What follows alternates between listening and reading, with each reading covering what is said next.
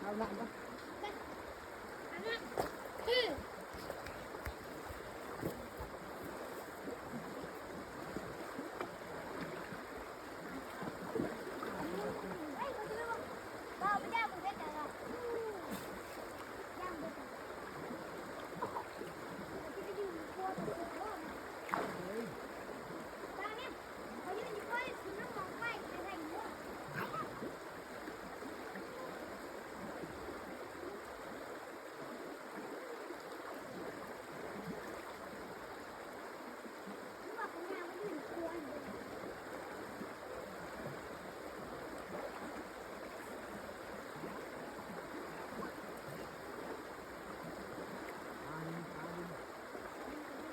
ปลาปลา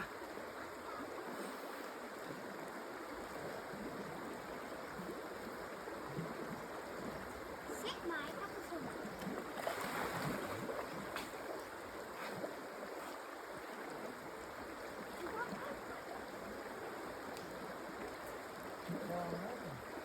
คืออะไร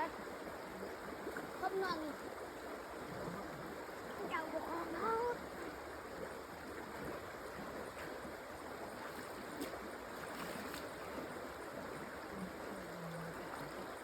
อืมสิบปลาปลามันอยู่เนี่ย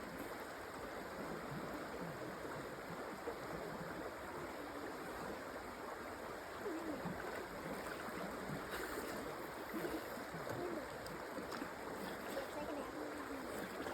หมด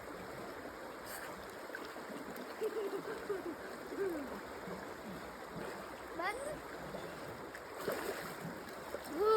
นี่ว่ะ